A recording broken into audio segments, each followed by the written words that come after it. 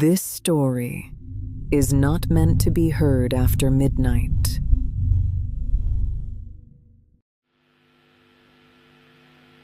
Amelia Warner had always been fascinated by forgotten frequencies.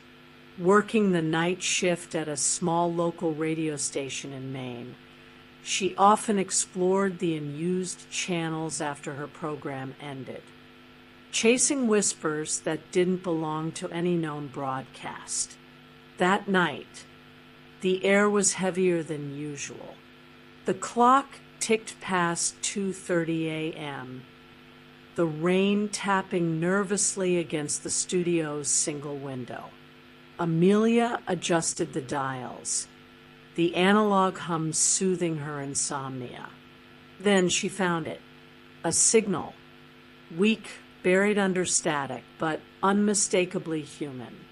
"Don't listen," a voice gasped between layers of distortion. Amelia froze. The voice was female, trembling. And then, before she could respond, another sound emerged, a deep, rhythmic tone, like a distorted heartbeat echoing through the frequency. She leaned closer, recording the signal automatically. "Who is this?" she whispered into the mic. No answer, just the pulse and faint whispers, now multiplying, circling the transmission like trapped ghosts. Her computer screen flickered. The broadcast software, though disconnected, suddenly displayed an active transmission log. Frequency 191.9, do not tune. Amelia blinked.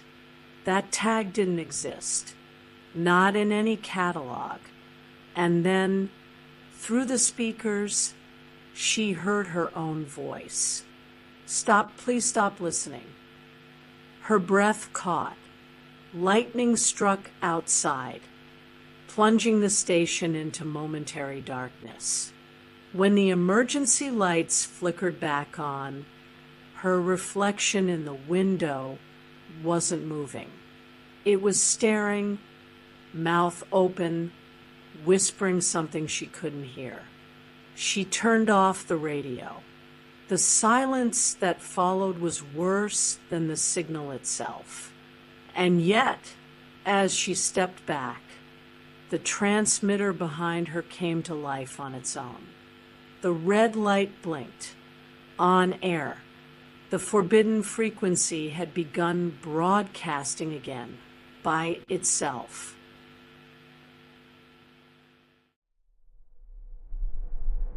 Amelia's hands shook as she unplugged the transmitter. Sparks flared, but the humming didn't stop. The forbidden frequency was still alive, now emanating from every speaker in the studio. She backed away, her reflection flickering between frames of static on the glass wall. The air itself seemed to vibrate with invisible electricity. "Who's doing this?" she demanded. The voice responded faintly, "You are." Her throat tightened. She grabbed her phone, recorded the audio, and sent it to her friend, Marcus, a sound engineer who lived nearby. Within minutes, her phone buzzed. "Marcus, Amelia, where did you get this?" "I analyzed the waveform. It's..." Static swallowed the message before it could finish. And then the call continued, but Marcus's voice was gone. In his place came the same female whisper from before. "You shouldn't have heard it. Now it knows your name." The power surged. Monitors flashed with white noise. Every signal meter in the room spiked violently. Then, one by one, old recordings from her show began playing, But her voice in those episodes wasn't hers anymore. It was slower, guttural. It said things she'd never said, things she didn't even understand. She ran to the window. The parking lot beyond was empty, yet in the reflection, she saw dozens of silhouettes standing just behind her, their heads tilted toward the speaker. Her reflection smiled and whispered, "Keep listening." Amelia stumbled backward, eyes wide, and ripped the main cable from the wall. For a moment, the silence was complete. Then her phone rang again. Caller ID, Marcus on air. The display glitched, and the voice that came through wasn't his. "We're already inside the frequency. Amelia, you can't turn it off." Her phone screen turned to static, and through it, she saw herself waving from inside the interference. When dawn came, the radio station was still bathed in static. Amelia hadn't left her chair. The air smelled of ozone and burning wires. The station clock had stopped at 3:19 a.m., the exact time she'd pulled the plug. Her phone was dead, her car wouldn't start, and the emergency generator hummed as though someone had turned it back on. But she was alone, or so she thought. From the hallway came a faint dragging sound, slow, deliberate. She stood, clutching a broken microphone stand. "Who's there?" The sound stopped. Then a voice replied from inside the studio speakers. "Stay on the air." The voice wasn't human. It sounded like several people whispering in unison through a metal throat. She ran to the control panel, smashing the main power switch down. But nothing happened. The red on-air light glowed brighter. Her recordings began playing again, unprompted, old shows, interviews, laughter. Only now every word ended with the same distorted echo. "Help me." Amelia slammed the door shut and backed away. The reflection of herself in the glass now had blood dripping from her ears, her mouth whispering in reverse. Lightning flashed, and for half a second, the reflection moved toward her. She screamed, throwing a chair at the window. But when the glass shattered, the reflection didn't vanish. It lingered in midair like smoke, whispering words she didn't understand. Then silence, until a final message came through the radio. "The broadcast must continue. You are the signal now." The equipment clicked. The same voice repeated itself, now layered with dozens more. "You are the signal now. You are the signal now." The fluorescent lights flickered one last time, then went black. Amelia ran from the station into the storm outside.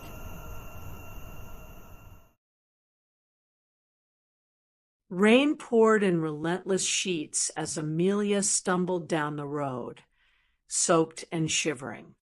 She carried a small portable transmitter she'd ripped from the studio's desk. It was still humming faintly, even without power. Every few seconds, her name would bleed through the static. "Amelia." She stopped at a gas station a few miles away, pounding on the locked glass door. Inside, An old attendant stared blankly at the TV, which was displaying nothing but static.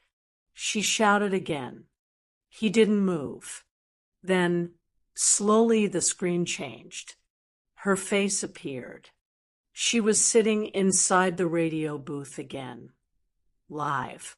"Keep watching," her televised self said, smiling weakly. Amelia froze. The reflection on the TV blinked twice, out of sync with her own movements. Then the station's logo flashed. 191.9, do not tune. The attendant finally turned toward her, his eyes hollow. "You shouldn't have brought it here." The radio in her bag began to scream. Not voices, actual screams. Hundreds layered together. Amelia threw it to the floor, smashing it open. The sound didn't stop. It poured from the fragments, louder, until she couldn't hear her own breath. She ran again into the storm as the gas station lights flickered out. Behind her, every electronic sign in town began blinking in unison. 191.9, 191.9, 191.9, and the screams followed her into the rain. By morning, Amelia reached Marcus's apartment building. Her clothes clung to her skin, heavy and cold. When he opened the door, his face was pale. "I didn't think you'd come," he said, voice trembling. "You need to hear this." His living room was littered with printouts, spectrograms, frequency charts, waveforms.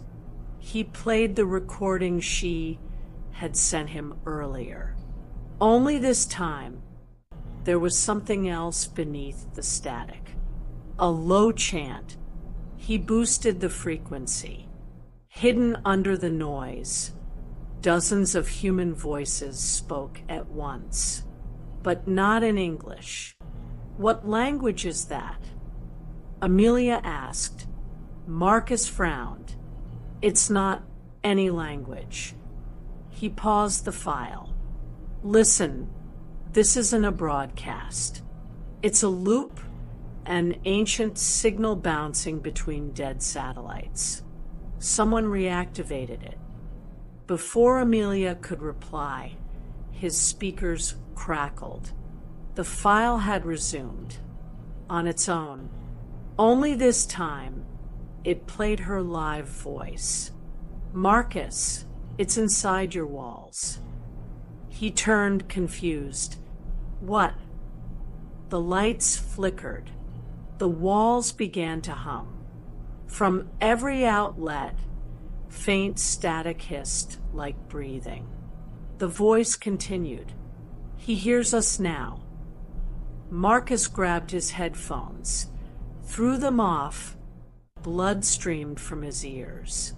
Amelia screamed, unplugging every cable, but the air around them shimmered, and Marcus fell to his knees, whispering something she couldn't understand. His eyes went white. The hum stopped. When she called his name, he looked up, smiling faintly. "You brought the broadcast." Then, without warning, he spoke in the same distorted voice from the radio. "Stay tuned, Amelia." The lights exploded. When she could see again, Marcus was gone, leaving only the faint hiss of a radio signal still playing from nowhere.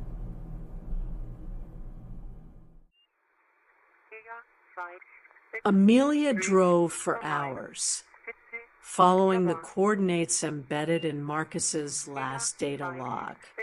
The trail led her to an abandoned military outpost deep in the woods. The doors were chained, but the padlock hung open, as though someone had been there before her. Inside, the bunker smelled of rust and mold. Rows of equipment hummed faintly, powered by a small generator. On the central console, one monitor was still active.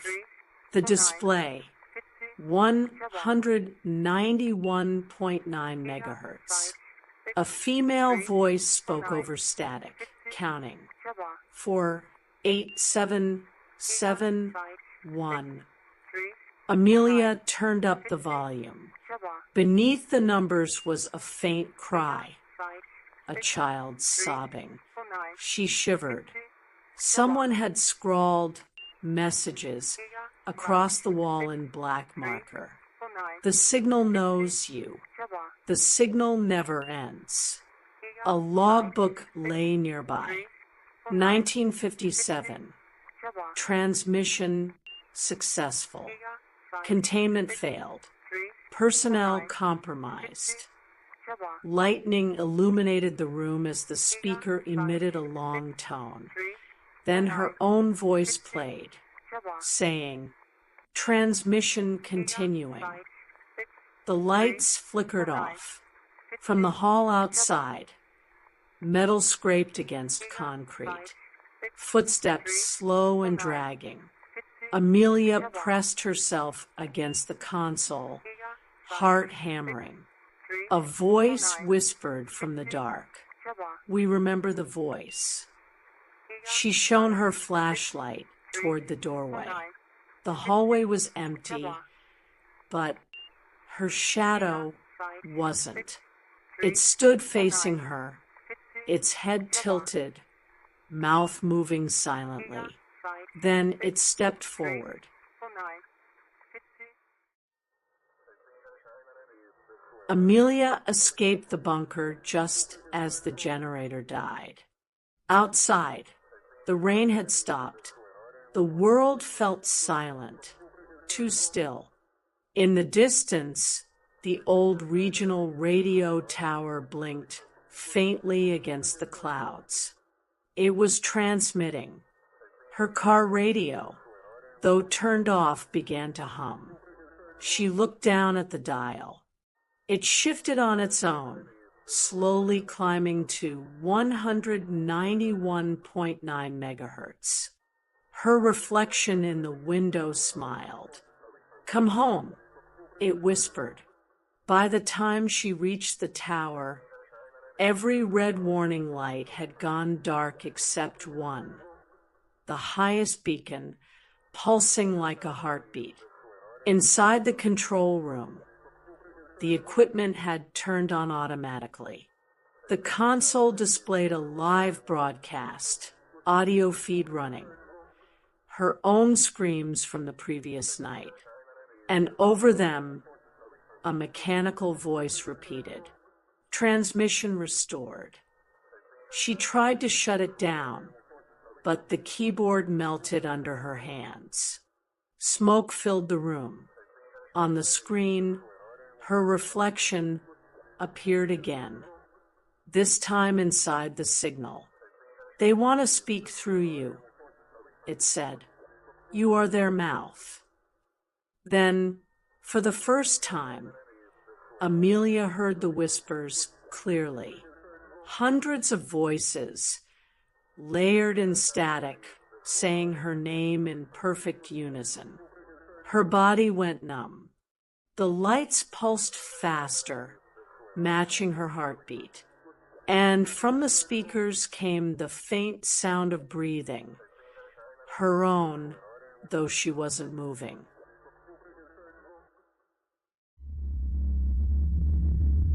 Amelia watched as the tower lights flickered in sync with her pulse. She was no longer sure where the sound ended, and her thoughts began. Every monitor now displayed a version of her face, each one whispering a different sentence, a different timeline. You died in the storm. You're still broadcasting. You were never real. She covered her ears, but the whispers moved inside her skull. The room began to twist. The tower's metal walls pulsed like veins. She turned off the main breaker, but the broadcast continued. Her phone buzzed, screen lighting up. Incoming call. Amelia on air. She answered without thinking. On the other side, she heard herself laughing. The signal is infinite. You can't end it, only join it. Her reflection on the screen leaned forward. Say it, she whispered back, almost without control. Transmission continuing. The lights dimmed.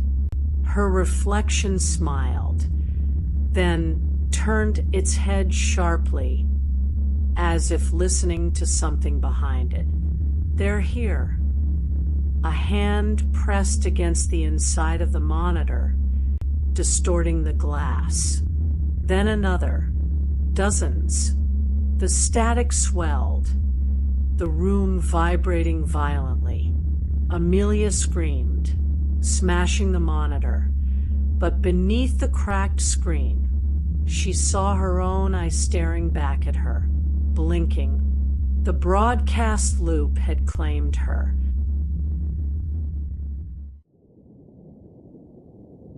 The following morning, the town awoke to a strange broadcast. Every device, every radio, every phone tuned automatically to 191.9 megahertz. The voice that spoke was calm. This is Amelia Warner, continuing the transmission. Those who listened reported hearing whispers beneath her tone, thousands of faint voices repeating her words in unison. The broadcast lasted exactly 13 minutes. Then silence. When police arrived at the radio tower, the door was sealed shut from the inside. Inside, they found nothing but melted equipment and a single note burned into the wall. Transmission successful. No trace of Amelia was ever found. But later that night, as investigators replayed the signal, they noticed something buried deep in the recording. A second voice. It whispered faintly through the static. We're still here. When they slowed down the audio, another message became clear, spoken in Amelia's voice. Don't tune in. The frequency has never been used again, at least not officially.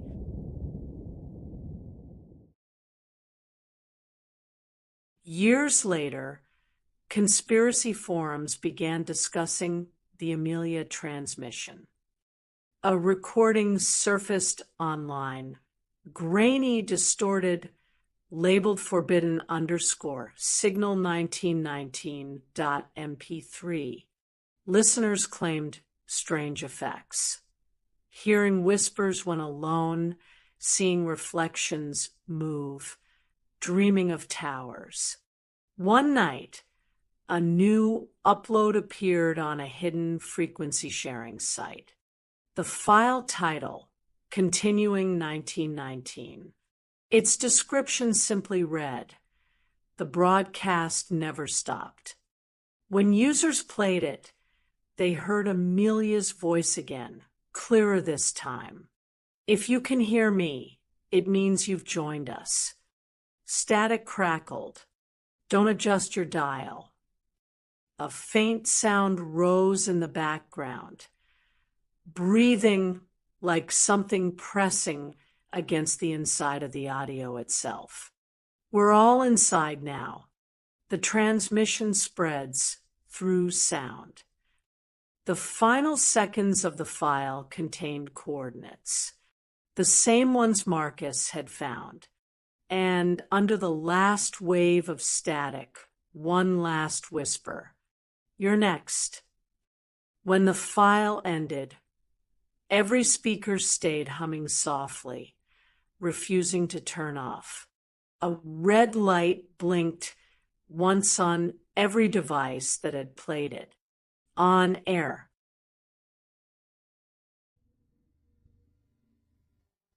If you're still here, it means it found you too.